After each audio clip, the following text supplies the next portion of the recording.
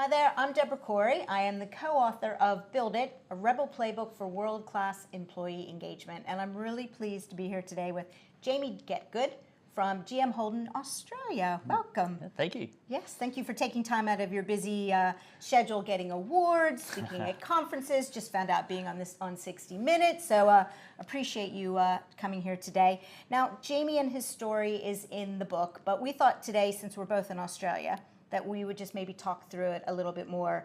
And the objectives of this video is for Jamie to answer 3 questions. So why? Why did you decide that you needed to be rebellious? What did you do, which is winning you lots of awards? And then also how. So how did it impact the company? How did you impact the workforce? And maybe some final words of wisdom. Okay. I think this is an absolutely cracker story, play, as we call them in the book, because it really shows that engagement isn't just in good times, that it's something that you need to think about when things start getting rough, and it definitely was rough. I think it is such a great story that I actually think it's going to be a movie. It is going to be turned into a movie, and your surname is so fantastic. You have got to be the star of the movie, Jamie Getgood. I mean, it's just perfect for a story. It's a Hollywood name. Exactly. So yeah, so nothing like setting you up. So maybe you could set up a little bit about what was going on in the organization and why did you embark on this journey? Yeah. Look, I think from an Australian context point of view, when it comes to building cars, we were in a very difficult environment. The economic environment had changed to a point where it was really difficult to make cars in this country. Leading up to that, we also knew that as an organisation, we need to improve our organisation, and we knew that we were so focused on metrics, we were so focused on how we built cars, but we weren't really focused on people.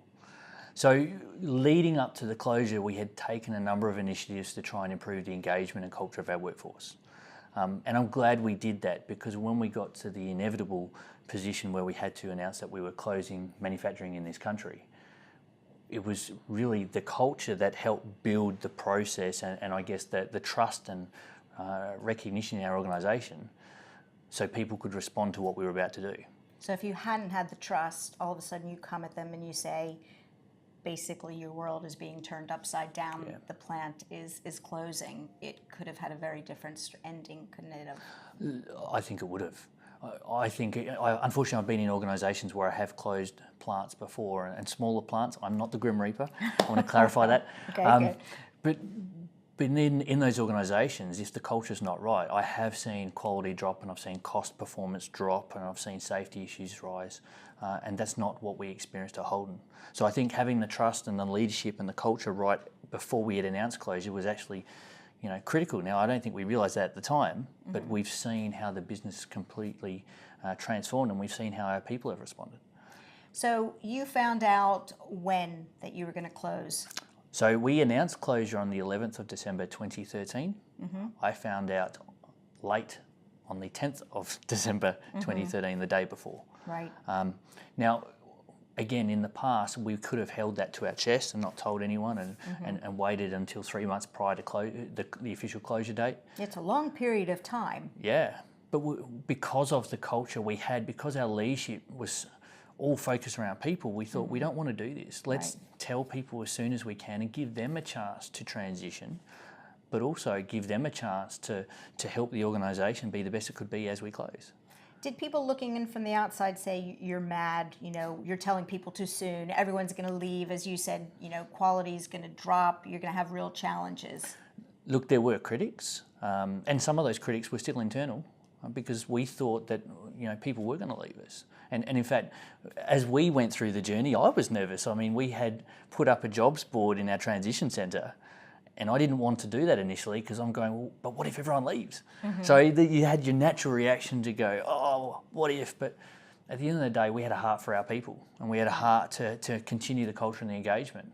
So by having that heart, we thought, let's give them as much notice as we can. It's a lovely way of putting it. You have the heart for your people. You talked about trust. And those are really the why of what drove you to do what you did. So you started with something rebellious, which is telling people how many years early? 4 years earlier. 4 years early. Yeah. Okay, so that's rebellious. What other types of things did you do to lead with the heart in this situation? Look, initially we had to change our leadership. And this was prior to the closure announcement, but it's a critical piece of this. we weren't going to accept us leading in a control and command style, Right. which is what we were. We wanted to make sure that everything we did had to be centred around our people. And so we stopped measuring, and it was still important how many cars we built, but that wasn't the primary focus. It's how do we engage our workforce? How do we put a whole heap of initiatives in to do that? So get the leadership right, and then try and manage the leaders that didn't want to come on board on that. And that was a tough process too, because there were some leaders that didn't want to come on the people journey. And eventually we got the leadership focused in the right areas. Now, how did we do that? Lots of things. So we started telling people as it was. We used to hide things and, keep things close to our chest. Right. We used to we didn't even know our people, to be honest. I remember when I started at Holden 6.5 years ago, you could walk into a plant and the leaders didn't know the names of their people. Not even the direct team. In some cases, no. So we put in initiatives like mandatory half an hour appointments in people's calendars to walk the floor and just get to know people's names and dog names and, things like that. Yeah. To show the human side. Yeah. So we also learned how to build cars. So we physically got online and learnt how to build cars and put parts on this and part. I'm terrible. I do plastic bumper bars. They wouldn't let you pass that. No. The team leaders were really good. They were gracious, and they fixed my errors. But we learnt how to build cars, not just so we could say we can build cars, but so we could get to know the people, learn their problems, and as we found them, we'd go and fix them. Yeah, it's So so that much was- easier firsthand being able to do that. Yeah. And also going back to the trust and the respect, I'm sure it meant a lot to your employees. Absolutely. I think when they've been screaming about issues and no one was fixing them, and all of a sudden we've got this newfound desire to help them, and we're out there, you've got to end up building that trust, because for a while there they're going, yeah, you say you're going to fix this, but are you really? Right. So we put our actions into place, and we'd fix the issues, and they go, oh, they did it. We then organised committees where we were focused on our engagement metrics and trust metrics and recognition metrics, and we asked them really tough questions like, look, warts and all, what are we bad at? Right. And we did random groups, we had committees in place just to focus on our workplace of choice metrics. And from them, we came up with all these initiatives to improve our business, and that was from our people.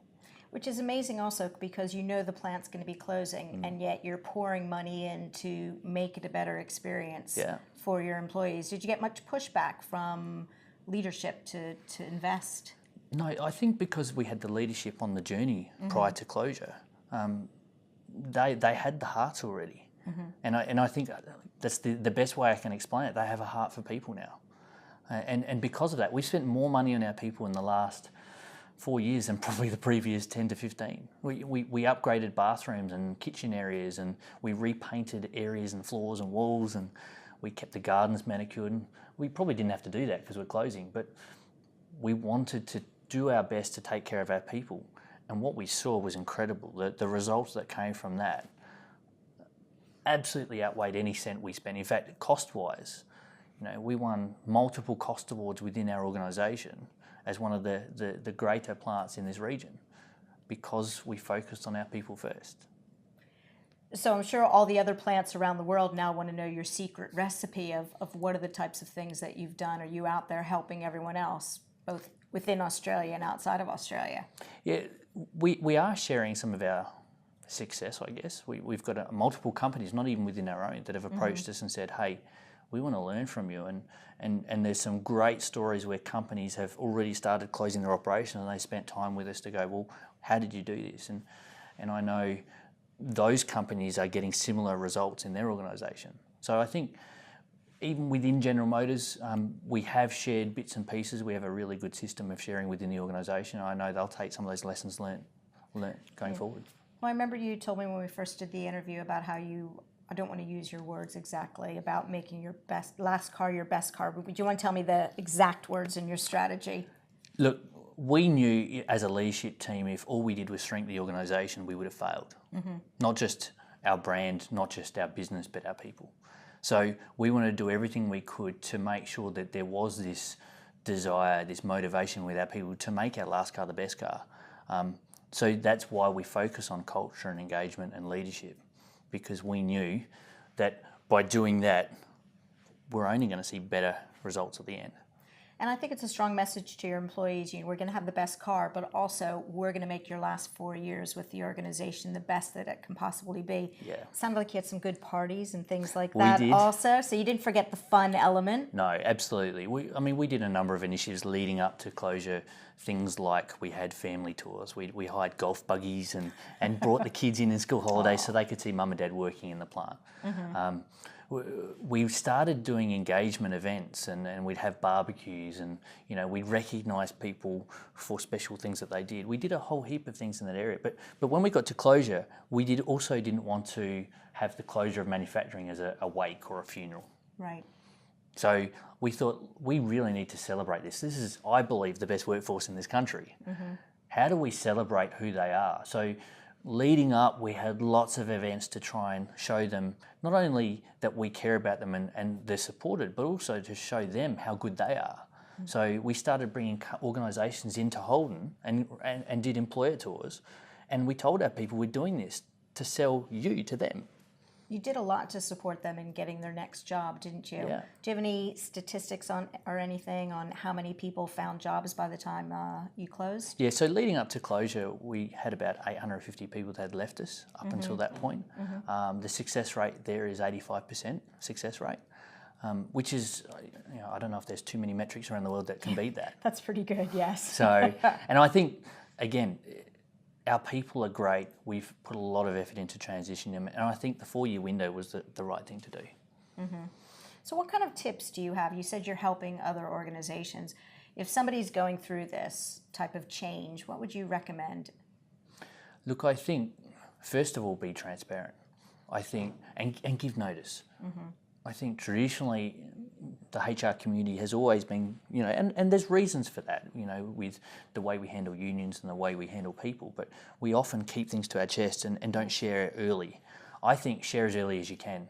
And yes, there may be some concerns about media and so forth, but if you put in the right structure with leadership up front, it's not a concern. Yeah. It gives people a chance to accept the message, and then they come around really quickly. So be transparent, help them, show them the support you're going to offer them, but put people first. I think it's very easy for us as organisations to go, we have to look at how many widgets we make, and our focus becomes a metric-driven business rather than a people-driven business.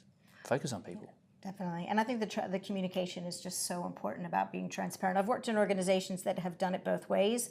And being in HR, it's just not comfortable when you know information, other people. I mean, it's impacting their lives. Yeah. And also, I love what you say about it.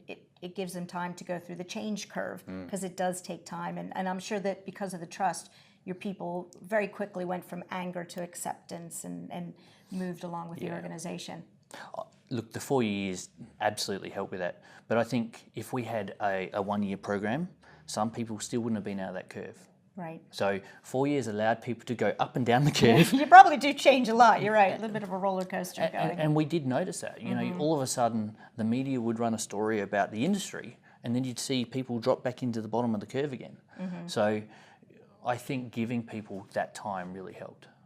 So I'm a company that's actually not going through change like this. Would you still recommend the same things? Look, absolutely. Our business results are the best they've ever been. We are one of the most cost-effective plants at the moment from a car manufacturer point of view. We have got the best quality metrics that we've ever had, and in fact, we are one of the best plants in the world for quality right now in our build rate, in our first-time quality. Our safety metrics are probably the best that they've ever been. Our absenteeism was almost the best that it's ever been. Every metric had improved. So I think if we hadn't announced the closure, we had a really exciting future because we were heading down this journey. Yes. So it just sort of accelerated it. It did, but I think if any future organisation I'm in, I will make sure that we put the same focus because I've seen the business turn, and it was turning before we announced closure. So I think that's makes great. a difference. So people first, open, honest, transparent communication. Yes. Okay. Things that we definitely talk about in the book. As a matter of fact, Absolutely. You're in the open and honest communications chapter, And whenever I do conferences, your face, you don't even realize this, your face has been around the world when I speak at conferences. Okay. Yeah, you're just there with me, because I do think it's just such a good story. I think it's rebellious in that a lot of companies aren't brave enough to do it, but I think that it's something that organizations really have to do and need to do. Yeah. So It's a must. must. So Jamie, one of the things that you did absolutely brilliantly was open, honest, transparent communication, which sounds easy. It's not easy. Can you maybe give us some examples of what you've done so that people can be inspired by this? Look, the first thing we did was we set up a transition centre. So when we announced closure, we didn't want to just do what we had always done, which was make people redundant, shake their hand and let them leave. So we set up this transition centre, which was based on a whole heap of best practice work from all around the world. And it was how we communicated to our workforce. This is all about you. This is about allowing us to sell you. It's about allowing us to prepare you for your future chapter. And it allowed us to go out to and talk to the rest of the world about how great our workforce was. And that transition centre has absolutely kicked amazing goals. It does everything from supporting people from a financial point of view. It helps them from a career coaching. It helps them from a volunteering if they want to go and retire. Every possible thing you can think in transition, it does that. And it sounds like when you talked before about people first, it's looking at each individual person and giving them different ways to deal with the situation. Yeah, we had a plan for every person. So we didn't have just a tar brush approach where everyone got the same bit. We literally had a room pretty much set up where we managed every individual's transition, and we want to make sure it worked individually. So a regular workshop may not work for everyone, but let's tailor something for you specifically. So a lot of work went into it, but the results speak for itself. Well, you said 85% of people got jobs. That's absolutely brilliant. And the relationship between the company must have gotten stronger when they saw how supportive you were with their future. Look, it did, and I think that continues for our brand past closure. I've walked into people at the shopping centre since we've closed, and they come and hug me. Like, how often does a HR person get hugged? It just doesn't happen. So I think it's just testament that our people really responded to what we've done for them and appreciate it. Which is not always common when you're as you said earlier, the Grim Reaper. Yeah. Yes. So you must have done it well. Yeah, I think people have really responded, and I think that also was where we respected our people when we closed it.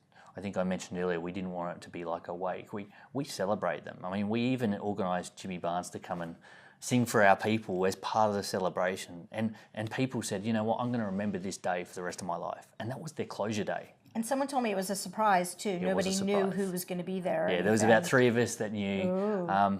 It was really good. And to be honest, we had a chat with Jimmy before he went up, and his heart was to do the right thing for our people too, because he's an Elizabeth boy. He grew up in the area.